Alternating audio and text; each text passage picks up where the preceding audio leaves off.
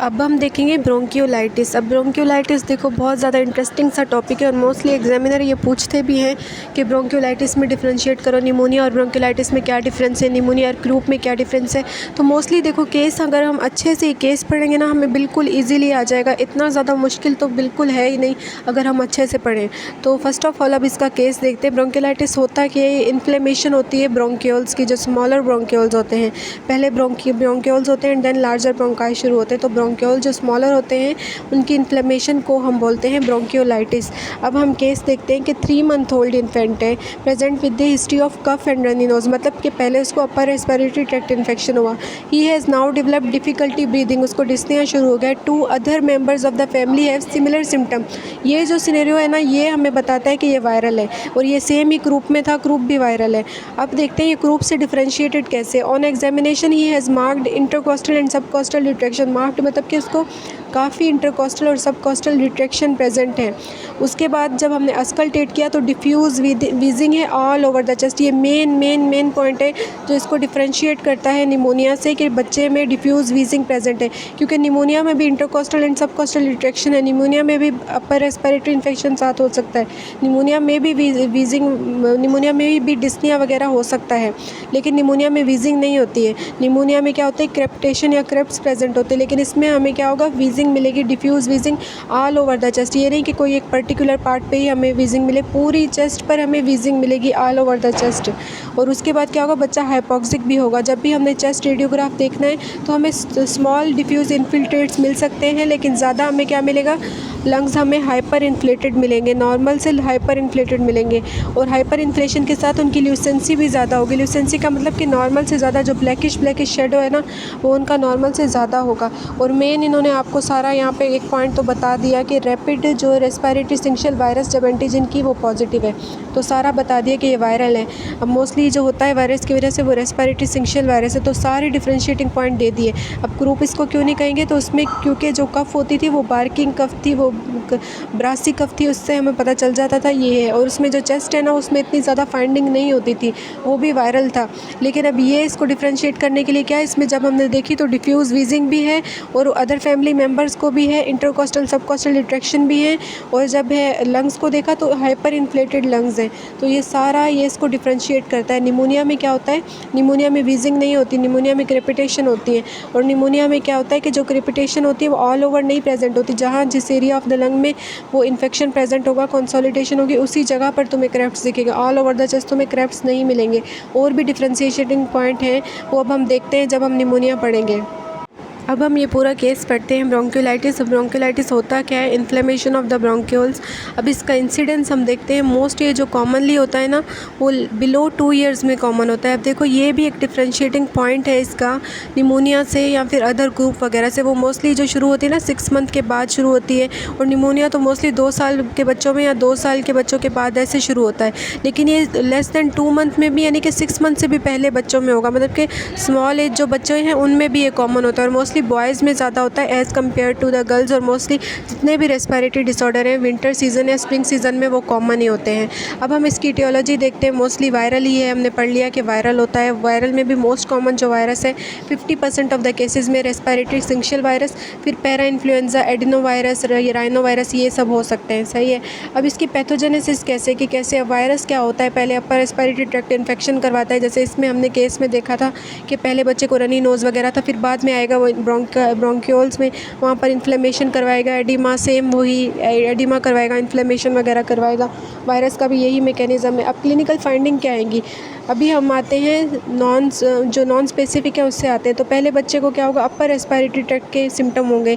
पहले बच्चे को माँ बताएगी कि इसको पहले नेज़ल डिस्चार्ज भी था, नेज़ल कंजेशन थी, स्नीजिंग थी। फिर 1-2 दिन के बाद इसको क्या हो गया कि फीडिंग डिफ़िकल्टी शुरू हो गई, क्योंकि बच्चा 2 मंथ का है या 6 मंथ का है। फिर वो बिल्कुल इरिटेबल हो गया, फीवर भी पहले कम था, अभी आस्ता आस्ता उसका बढ़ गया है फीवर। और वो साइनोसिस मतलब कि पूरा ब्लू भी हो रहा है, क्योंकि हाइपोक्सिया की वजह से हो रहा है। फिर अभी हमने फिजिकल एग्जामिनेशन खुद देखेंगे। फिजिकल एग्जामिनेशन ये तो हमने हिस्ट्री से पूछ लिए सिम्टम। अब हमने फिजिकल एग्जामिनेशन करेंगे बच्चे को। पहले तो हम इंस्पेक्शन करते हैं। जब भी हमने इंस्पेक्शन की बच्चे के जो नेज़ल जो मतलब कि एलाई नेज़ाए वगैरह होते हैं सराउंडिंग में नेज़ल कैविटी के, वो क्या होंगे, वो फ्लेयरिंग होंगे, खुले पड़े होंगे, हमें खुद फील होगा, बच्चों में बिल्कुल ईजिली विजिबल होते हैं। और जो रेस्पिरेटरी रेट है वो नॉर्मल से क्या होगा, बढ़ा हुआ होगा बच्चों बच्चों का, और वो मतलब कि बिल्कुल अपनी एसेसरी मसल्स भी यूज़ कर रहा होगा रेस्पिरेशन में, और जब वो एसेसरी मसल यूज़ करता है बच्चा तो उसकी वजह से रिट्रैक्शन प्रोड्यूस होंगी, इंटरकोस्टल एंड सबकोस्टल रिट्रैक्शन। अब ये तो तुमने सारे इंस्पेक्शन में फाइंडिंग देख ली। उसके बाद हमने जब भी उसको अस्कल्टेट किया तो अस्कल्टेट में वीजिंग हमें मिलेगी, एक्सपायरेटरी या फिर मतलब ओवरऑल वीजिंग मिलेगी, और ओवरऑल द चेस्ट हमें वीजिंग मिलेगी। उसके अलावा हमने जो दूसरे विजाज को जब पाल्पेट किया, एब्डोमिनल एग्जामिनेशन भी थोड़ी बहुत साथ की कि देखें इसका लिंक है या नहीं, तो लिवर और स्प्लीन पाल्पेबल हो सकते हैं। अब ये नहीं है कि लिवर और स्प्लीन का मसला है, वो लंग्स क्या होते हैं इसमें हाइपर इन्फ्लेटेड हो जाते हैं। उन हाइपर इन्फ्लेटेड लंग्स की वजह से जो डायफ्राम है ना वो थोड़ा सा नीचे डिप्रेस हो जाता है, जिसकी वजह से हमें लगता है कि लिवर और स्प्लीन जो है ना वो मतलब कि बड़े हुए हैं, हेपेटोमेगली, स्प्लीनोमेगली, लेकिन होती नहीं है। अब इसको फाइंड आउट करने के लिए हम क्या करेंगे, हमें कैसे पता चले? मोस्टली हम लिवर स्पैन करते हैं। अब लिवर स्पैन में हम क्या होता है कि पूरा ऊपर से परकस करके नीचे पूरा लिवर का साइज़ देखते हैं, जिससे पता चल जाता है। बच्चों में 8 to 10 सेंटीमीटर होता है साइज़, अगर वो इतना ही है तो मतलब कि लिवर का साइज़ नॉर्मल है, हेपेटोमेगली नहीं है। जो मसला है वो है लंग का मसला है, तो इससे हमें ईजिली पता चल जाएगा। और इसमें मेन जब परकस करते हैं तो परकशन नोट होता है हाइपर रेजोनेंट, और जो अगर निमोनिया से अगर तुमने इसको डिफ्रेंशिएट करना है तो निमोनिया में जो परकशन नोट होता है वो डल होता है। तो ये जो इसमें है ना ये सारा इसमें ईजिली हम डिफ्रेंशिएट कर सकते हैं। देखो पहले सिम्टम में अगर देखिए कि बच्चे को पहले अपर रेस्पिरेटरी इन्फेक्शन वाले फीचर्स आएंगे, बाद में 1-2 दिन बाद बुखार भी तेज़ हो जाएगा, बच्चे को हाइपोक्सिया में भी चला जाएगा, रिट्रैक्शन भी शुरू हो जाएंगी, तो ये सारे फीचर बाद में आएंगे। जब फिजिकल एग्जामिनेशन करेंगे बच्चे की एलएनएजा फ्लेयरिंग होगी, बच्चे की इंटरकोस्टल रिट्रैक्शन वगैरह हमें मिलेगी। जब हमने अस्कल्टेट किया तो हमें वीजिंग मिलेंगी, उसकी तरह क्रेफ्ट्स नहीं मिलेंगे निमोनिया की तरह, हमें वीजिंग मिलेगी। और दूसरा हमें क्या होगा, जब हम परकस करेंगे तो हाइपर रेजोनेंट हमें मिलेगी। और इसमें हम फर्माइटस, वोकल फर्माइटस या वोकल रेजोनेंस हम नहीं कर पाते क्योंकि बच्चे छोटे होते हैं, इतने ज़्यादा रिस्पॉन्सिव नहीं होते हैं, तो मोस्टली हम यही करते हैं। तो इससे हमें ईजिली पता चल जाएगा। और अगर लिवर स्प्लीन पाल्पेबल है तो इसका ये मतलब नहीं है कि साथ में वो भी है इसको, तो हम लिवर स्पैन करके देखेंगे कि लिवर का साइज़ नॉर्मल है या नहीं है। नॉर्मल हुआ तो मतलब कि वैसे ही हाइपर इन्फ्लेशन की वजह से है। अगर फिर भी हमें फर्दर हमने करना है तो फिर दूसरे डायग्नोस्टिक पॉइंट देखेंगे। मोस्टली तो इसका क्लिनिकल होता है क्योंकि इतने डिफ्रेंशिएटिंग पॉइंट मिल जाते हैं कि बंदे को खुद ही पता चल जाता है। लेकिन फिर भी अगर हमने करना है तो मोस्टली हम एक्सरे करवा देते हैं। अब एक्सरे में क्या मिलेगा, हमें हाइपर इन्फ्लेशन मिलेगी, लंग्स पहले से ज़्यादा इन्फ्लेटेड होंगे। अभी हमें पता कैसे चलेगा, एक्सरे में जो चेस्ट वॉल का जो सराउंडिंग में हमें शेडो दिखता है ना वो नॉर्मली ज़्यादा होता है, लेकिन ये उसमें लंग्स जो है ना वो चेस्ट वॉल के साथ बिल्कुल लगे हुए मिलेंगे, ब्लैक भी मिल रहे हैं और उसके साथ लगे हुए भी मिल रहे हैं। इसका मतलब कि लंग्स जो है देखो हाइपर इन्फ्लेटेड हुए पड़े, लंग्स हाइपर इन्फ्लेटेड है, और जो नॉर्मल ल्यूसेंसी लंग की है मतलब कि जो ब्लैकिश जो शेडो है वो ज़्यादा बढ़ जाएगा। ज़्यादा शेडो बढ़ रहा है तो इसका मतलब है कि जो एयर है बच्चा बाहर निकाल नहीं पा रहा है और एयर अंदर लंग्स के रह रही है। जब एयर अंदर रहती है लंग्स के तो इसका मतलब है कि एयर की वजह से जो ब्लैक शेडो प्रोड्यूस होता है एक्सरे में वो ज़्यादा हो जाएगा। तो एक तो हाइपर इन्फ्लेशन है, एक ल्यूसेंसी इंक्रीज हो गई है, और दूसरा क्या है कि जो ब्रोंकोवेस्कुलर मार्किंग है एक्सरे में वो ज़्यादा बढ़ जाएंगी। और इतना ज़्यादा और कुछ नहीं होगा, कभी कभार माइल्ड इन्फिल्ट्रेट्स हमें मिल सकते हैं, लेकिन जो ज़्यादा इन्फिल्ट्रेट पैची जो मिलते हैं ना वो हमें निमोनिया में मिलते हैं। और CBC हम करवाएंगे, WBC काउंट इसमें नॉर्मल आएगी, ये मेन बात है क्योंकि जितने भी वायरल इन्फेक्शन है ना उसमें जो CBC में जो WBC काउंट होती है वो नॉर्मल होती है। जैसे हमने क्रूप में किया था वो भी वायरल है तो उसमें भी WBC जो काउंट थी वो नॉर्मल थी। उसके अलावा हम सिक्रीशन वगैरह का वायरल कल्चर करवा सकते हैं, देखिए ये कौन सा वायरस है, क्या है, रेस्पिरेटरी सिंक्शल है, पैरा इन्फ्लुएंजा है, ये वो। तो फिर अगर सीवियर है तो फिर हम एंटीवायरल देते हैं, लेकिन मोस्टली इसमें एंटीवायरल नहीं देते। अब मैनेजमेंट देखते हैं। मैनेजमेंट मोस्टली क्या होता है कि इसमें हम एंटीवायरल मोस्टली नहीं देते, सपोर्टिव ही करते हैं मोस्टली। सपोर्टिव कैसे बच्चा आएगा हाइपोक्सिया में या साइनोसिस में आ रहा है तो पहले हमने उसका एयरवे मैनेज करना है, हम ऑक्सीजन उसको इनहेलेशन करवाएंगे और वो भी ह्यूमिडिफाइड ऑक्सीजन, ताकि जो उसका एयरवे है वो नॉर्मली क्या हो जाए, रिलैक्स हो जाए, सही। और उसके बाद ये बच्चा छोटा होता है ना तो इसमें सिक्रीशन अंदर जमा हो जाती है, तो हमने सक्शन करके नेज़ल या ओरल जितनी भी सिक्रीशन है ना बच्चे की वो हम निकालेंगे। जो बच्चे के सर के नीचे तकिया वगैरह रख देंगे ताकि वो उसका जो सर है वो थोड़ा प्रॉपर पोजीशन में हो जाए 30 to 40 एंगल में। और इस बच्चे में मोस्टली फ्लूइड्स वगैरह भी मतलब कि लॉस हो सकते हैं क्योंकि बच्चे के अंदर बहुत ज़्यादा रेस्पिरेटरी डिस्ट्रेस होता है ना, तो माँ फीड नहीं करवाती और फीडिंग मना भी करते हैं कि एस्पायरेट ना कर जाए, इसलिए हम उसको फ्लूइड्स वगैरह ये सब चीज़ें देंगे जब तक बच्चा स्टेबल ना हो। तो ये तो देखो सारी सपोर्टिव मैनेजमेंट हो गई। उसके अलावा एंटीबायोटिक तब देते हैं जब कोई बैक्टीरियल इन्फेक्शन हमें कल्चर में मिले, जब बैक्टीरियल कोई इन्फेक्शन नहीं है, हमें सिर्फ वीजिंग वगैरह ही मिल रही है, सब हमें फाइंडिंग हमें वायरल की या ब्रोंकोलाइटिस की ही मिल रही है, तो एंटीबायोटिक्स का कोई रोल ही नहीं है, सही है। और जो ब्रोंकोडायलेटर्स हैं वो भी हम इसमें दे सकते हैं। और ग्रुप में देखो ब्रोंकोडायलेटर्स का कोई रोल ही नहीं था क्योंकि क्योंकि उसमें ब्रोंका इतने ज़्यादा इन्वॉल्व नहीं होते। जो मोस्टली इन्वॉल्व था वो ट्रैकिया इन्वॉल्व था। तो इसमें जो ब्रोंकियोडायलेटर्स है ना वो वर्क करते हैं। उसके अलावा हम स्टीरॉयड इतने ज़्यादा रोल नहीं है लेकिन मे भी दे सकते हैं। उसके बाद एक मेन चीज़, अगर बच्चे को ज़्यादा रेस्पिरेटरी डिस्ट्रेस है तो हम हीलियोक्स देते हैं। अब हीलियोक्स क्या होता है, ये एक प्रिपरेशन होती है, ये हम मतलब ये ऑक्सीजन मास्क देते हैं। इसमें क्या होता है, हीलियम बी मिक्सचर प्रेजेंट होता है, क्योंकि नॉर्मली जब बच्चा विदाउट ऑक्सीजन जो अभी हम एयर लेते हैं उसमें नाइट्रोजन ज़्यादा होती है, नाइट्रोजन की जो डेंसिटी है ना वो ज़्यादा होती है। तो जब भी नाइट्रोजन हम ऑक्सीजन के साथ लेते हैं ना तो ऑक्सीजन की क्वांटिटी हमारे लंग्स में कम जाती है एज़ कम्पेयर टू नाइट्रोजन। लेकिन जब अगर हम हीलियम के साथ देंगे ना तो हीलियम की जो डेंसिटी होती है ना वो बहुत ज़्यादा कम होती है, जिसकी वजह से बच्चे को ना ईजिली ये एयर मतलब कि ना नॉर्मली प्रोपेगेट करेगी, क्योंकि बच्चों में ब्रोंकियल श्रिंक हुए पड़े होते हैं और श्रिंक की वजह से एयर का वैसे ही टर्बुलेंट फ्लो होता है। क्योंकि देखो नॉर्मल जब पेटेंसी नहीं है ब्रोंकियल की तो जितनी भी एयर लंग्स के अंदर जा रही है उसका जो नॉर्मल फ्लो सीधा फ्लो, लेमिनर फ्लो नहीं है, सीधा फ्लो नहीं, टर्बुलेंट है। तो पहले ही बेचारे का फ्लो इतना है, ऊपर से जो नॉर्मल अब नाइट्रोजन उसके अंदर जाएगी ऑक्सीजन के साथ जो कि जाती ही है तो वो सही नहीं है। तो इसलिए हम उसको हीलियम देते हैं, क्योंकि बेचारे की डेंसिटी भी उसकी कम है तो वो ईजिली बच्चे को ना डिस्ट्रेस वगैरह नहीं करती है। अब उसके बाद कुछ इसमें ना फीचर्स हम देखते हैं, कॉम्प्लिकेशन वगैरह देख लेते हैं जो कि बहुत इंपॉर्टेंट है, और डिफरेंशियल डायग्नोसिस जो मोस्टली पूछा जाता है हमसे कि क्या क्या ऐसे फीचर हैं जो इसको दूसरी डिजीज़ से डिफरेंशिएट करते हैं। ये क्योंकि रेस्पिरेटरी का मोस्ट कॉमन यही टॉपिक है, ब्रोंकियोलाइटिस हो गया, क्रूप हो गया, उसके अलावा निमोनिया हो गया, अस्थमा हो गया, ये मेन टॉपिक है। तो इसकी जितनी ज़्यादा हम इनके बारे में चीज़ें याद रखें उतनी ही कम ही है। अब पहले हम कॉम्प्लिकेशन देखते हैं। अब कॉम्प्लिकेशन में क्या है कि वैसे तो ये वायरल इन्फेक्शन है, लेकिन अगर ज़्यादा टाइम रखा हुआ तो मे भी इसको बच्चे को बैक्टीरियल भी सुपर जो इन्फेक्शन हो सकता है जिसको हम निमोनिया वगैरह बोलते हैं, तो ये भी हो सकता है। उसके बाद न्यूमोथोरेक्स हो सकता है। अब न्यूमोथोरेक्स होता क्या है कि एयर एक्यूमुलेट हो जाती है हमारे जो मोस्टली क्या होता है एयर एक्यूमुलेट हो जाना, कहाँ पर, या प्लूरा में या आउटसाइड जो होती है, तो न्यूमोथोरेक्स वगैरह ये होगा। बच्चे डिहाइड्रेटेड होते हैं मोस्टली क्योंकि सही से इनटेक नहीं ले पाते। अब इसमें हमने पढ़ा था कि जो लंग है वो हाइपर इन्फ्लेटेड होते हैं। अब लंग्स क्या होते हैं, हाइपर इन्फ्लेटेड होते हैं, उसकी वजह से बच्चा क्या होता है कार्बन डाइऑक्साइड क्योंकि रिलीज़ सही से नहीं कर पा रहा, एयर एंट्री भी नहीं सही हो रही और एयर रिलीज़ भी सही नहीं हो रही। तो कार्बन डाइऑक्साइड जितनी ज़्यादा रिटेन होगी उतनी ज़्यादा कार्बोनिक एसिड बनेगी। तो कार्बोनिक एसिड ज़्यादा होगी तो बच्चे में क्या होगा, रेस्पिरेटरी एसिडोसिस के चांसेस ज़्यादा होंगे। ज़्यादा बच्चा यूज़ कर रहा है दूसरी मसल्स वगैरह तो उसकी वजह से क्या होगा, रेस्पिरेटरी फेलियर में भी जा सकता है, हार्ट फेलियर भी हो सकता है। अब हार्ट फेलियर हमने ये मैकेनिज़्म देखा था पहले कि क्या होगा, पल्मोनरी वेजो कंस्ट्रिक्शन हो जाती है। उसकी वजह से जो राइट हार्ट होता है वो सही से लंग्स में पंप नहीं कर पाता। तो जब सही से पंप नहीं कर पाएगा तो आहिस्ता आहिस्ता राइट हार्ट क्या होगा, डायलेशन शुरू हो जाएगी और फेलियर की तरफ जाएगा। तो ये वाले सिम्टम होते हैं इस वजह से।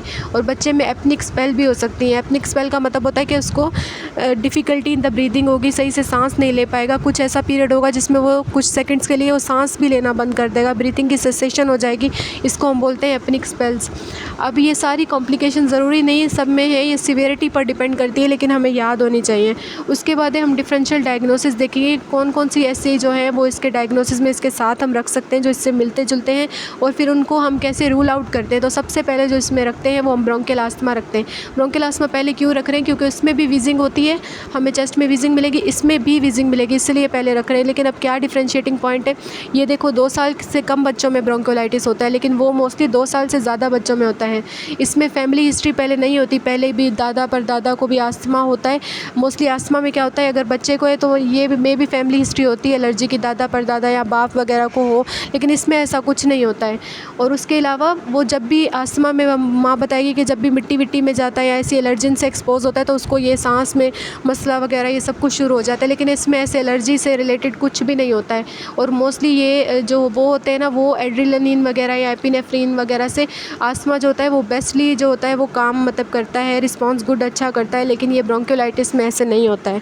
तो ये सारी चीज़ें हैं जो इसको डिफरेंशिएट करती हैं। अब निमोनिया से इसको कैसे डिफरेंशिएट करेंगे, निमोनिया में जो फीवर होता है बहुत ज़्यादा हाई ग्रेड होता है और जो ब्रोंकियोलाइटिस में इतना ज़्यादा हाई ग्रेड नहीं होता। जो निमोनिया वाला बच्चा है वो बहुत ज़्यादा बीमार लुक लगेगा एज़ कम्पेयर टू द ये। इसमें बच्चा नॉर्मली बैठा होगा आराम से, इतना ज़्यादा टॉक्सिक लुक नहीं होगा। उसमें बच्चे को इतना ज़्यादा फीवर होगा, टॉक्सिक होगा, लिथार्जिक पड़ा हुआ होगा। लिथार्जिक का मतलब है उसको सराउंडिंग का पता नहीं होगा, बच्चा बेचारा ऐसे लेटा हुआ होगा।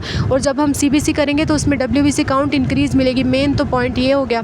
लेकिन इसमें WBC काउंट नॉर्मल होती है। उसके अलावा हमने एग्जामिनेशन पे भी हम बता सकते हैं कि जो निमोनिया है उसमें क्या होता है, उसमें क्रेप्स प्रेजेंट होती हैं और इसमें वीजिंग होती है। निमोनिया के अंदर कोई भी वीजिंग वगैरह ऐसा कुछ भी नहीं होता है। तो ये वाली फाइंडिंग भी हम निमोनिया से इसको डिफ्रेंशिएट कर सकते हैं। और एक्सरे में अगर हम देखेंगे तो निमोनिया में हमें इन्फिल्ट्रेट्स वगैरह मिलेंगे, लेकिन इसमें सिर्फ हाइपर इन्फ्लेशन वगैरह होगी। तो ये सारी चीज़ें जो होती हैं वो जो इसको डिफ्रेंशिएट करती हैं। और उसके अलावा परकशन नोट जो निमोनिया में होता है वो डल होता है और इसमें जो परकशन नोट होता है वो हाइपर रेजोनेंट होता है। तो ये चीज़ें डिफ्रेंशिएट करती हैं। उसके बाद आता है कंजस्टिव हार्ट फेलियर। अब कंजस्टिव हार्ट फेलियर में भी बच्चे को हाइपोक्सिया होता है, साइनोसिस होता है, डिफ़िकल्टी इन द ब्रीदिंग होती है। तो ये हो सकता है। और उसके बाद लेकिन अभी हम डिफ्रेंशिएट कैसे करेंगे, जब भी बच्चे को हार्ट फेलियर होता है ना, तो उसमें क्या होता है, मोस्टली बच्चे का हेपेटोमेगली भी प्रेजेंट होती है। बच्चे के अंदर जितने भी हमने राइट हार्ट फेलियर या लेफ्ट हार्ट फेलियर के साइन सिम्टम पढ़े हैं ना, उनमें से टैकीकार्डिया भी होगा बच्चे को, हार्ट में कोई मरमर वगैरह भी प्रेजेंट होगा, लिवर भी लार्ज वगैरह होगा, JVP रेज्ड वगैरह होगा। तो ये सारे अलग साइंस भी हमें मिलेंगे। ज़रूरी नहीं है ये तो फिर वो तो इससे अलग ही होगा। ज़्यादा से ज़्यादा हमें एक्सरे पे पता चल जाएगा। एक्सरे पे मोस्टली जो बच्चे को होता है ना वो पल्मोनरी एडिमा हो जाता है कंजस्टिव हार्ट फेलियर में। तो हम इजीली पल्मोनरी एडिमा आगे देखते हैं कि क्या क्या फाइंडिंग है। लेकिन सिर्फ वो नहीं होगा, अदर चीज़ें भी इन्वॉल्व होंगी, हेपेटोमेगली ये सब कुछ है। तो फिर उसकी वजह से हम डिफ्रेंशिएट कर लेंगे। अब दूसरा होता है पर्ट्यूसिस। ये भी इन्फेक्शियस डिजीज़ होती है जो बॉर्डीटेला पर्ट्यूसिस बैक्टीरिया है इसकी वजह से होती है। अब इसमें क्या होता है कि एक्सरे की कोई भी फाइंडिंग नहीं होती, हमें लंग बिल्कुल नॉर्मल लग रहे हैं और जो लिम्फोसाइटोसिस ज़्यादा B और T लिम्फोसाइट बढ़े हुए होते हैं। लेकिन इसमें बाउट्स ऑफ कफ है, मतलब एक दफ़ा जब कफ शुरू हो गई तो 3-4 मिनट तक रुकती नहीं है। बच्चा इतना ज़्यादा साइनोज्ड हो जाता है, जब एक्सरे देख रहे हैं तो वो नॉर्मल फाइंडिंग आ रही है। तो वो हमें खुद ही देख के ही पता चल जाता है ये बच्चे को पर्ट्यूसिस है। अगर कोई भी फॉरेन बॉडी एस्पायरेशन होगी तो वो बहुत ज़्यादा क्या होगा, एक्यूट कंडीशन होती है, तो वो तो वैसे ही हमें पता चल जाएगा। अगर सिस्टिक फाइब्रोसिस है तो उसमें सिर्फ लंग्स इन्वॉल्व नहीं होंगे, GIT भी इन्वॉल्व होगा। अब सिस्टिक फाइब्रोसिस होता क्या है, ये एक कंडीशन है, अभी आगे हम पढ़ेंगे, लास्ट टॉपिक है। इसमें क्या होता है कि जितनी भी सिक्रीशन है ना वो थिक हो जाती हैं, भले वो रेस्पिरेटरी सिक्रीशन हो या भले वो GIT की सिक्रीशन। अब रेस्पिरेटरी सिक्रीशन थिक होंगी तो बच्चा निकाल ही नहीं पाएगा बाहर सिक्रीशन और ज़्यादा इन्फेक्शन के चांसेस ज़्यादा हो जाते हैं। तो इसमें रिकरेंट रेस्पिरेटरी इन्फेक्शन रहेंगे। दूसरा इसमें क्या होगा, बच्चे को डायरिया रहेगा ही रहेगा, मेल एब्जॉर्प्शन रहेगी। वो क्यों होगी, क्योंकि देखो पेनक्रियाटिक सिक्रीशन भी थिक हो जाएंगी, वो दोबारा ड्यूटेनम में आ ही नहीं पाएंगी, GIT में आ ही नहीं पाएंगी, जितने भी पेनक्रियाटिक एंजाइम्स है वो आ ही नहीं पाएंगे। तो बच्चे को जितना भी फैट वेट वगैरह है वो दोबारा आएगा, क्योंकि पेनक्रियाज से ही प्रोटीएज लाइपेज रिलीज़ होते हैं, वो रिलीज़ ही नहीं हो पाएंगे। तो बच्चे में जितना भी वो फैट खाएगा वो वैसे का वैसा निकल के आएगा, स्टियाटोरिया होगा, मेल एब्जॉर्प्शन वगैरह। तो ये सारे वो सिम्टम माँ बताएगी, बोलेगी इसको बार बार रेस्पिरेटरी चेस्ट इन्फेक्शन भी रहते हैं, इसको डायरिया भी रहता है। तो वो तो रूल आउट हम कर लेंगे। तो ये डिपेंड करता है हिस्ट्री पे, तो इसको हमने कैसे इन चीज़ों से डिफ्रेंशिएट करना है ये हमें चीज़ें पता होनी चाहिए। और कौन कौन से रिस्क फैक्टर हैं, अगर बच्चा मतलब कि पैदा हुआ है प्री टर्म या बच्चा इम्यूनो कॉम्प्रोमाइज़ है तो फिर उसमें चांसेस ज़्यादा होते हैं ब्रोंकियोलाइटिस होने के। अब इसका प्रोग्नोसिस देख लेते हैं लास्ट में क्या होता है। प्रोग्नोसिस बच्चे का अगर जितना जल्दी हम ट्रीट करेंगे तो प्रोग्नोसिस अच्छा है, लेकिन अगर बच्चे के सिम्टम डिटोरिएट कर रहे हैं, रेस्पिरेटरी अरेस्ट में या डिहाइड्रेशन वगैरह में जा रहा है, तो फिर मे बी प्रोग्नोसिस इसका बैड हो, डेथ हो सकती है बच्चे की। तो ये हमें पूरा अगर अच्छे से हम पढ़ेंगे तो ईजीली हो जाएगा। इसमें शायद अभी ना राइटिंग कम दिख रही हो या छोटा दिख रहा हो, तो आप बुक से अगर इसको ईजीली ऐसे स्टेप वाइज देखेंगे तो ये टॉपिक बिल्कुल ईजी है। अब लास्ट में निमोनिया और इसको डिफरेंशिएट करने के लिए ब्रोंकियोलाइटिस और निमोनिया को आपको थोड़ी सी मैं वॉइस इसमें ऐड कर देती हूँ कि हम वीजिंग को और क्रेप्स या क्रैकल्स को कैसे डिफरेंशिएट करेंगे।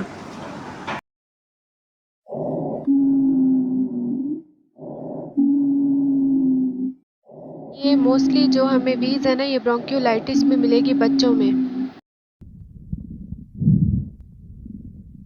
ये क्रेपिटेशन मोस्टली हमें निमोनिया में मिलती हैं।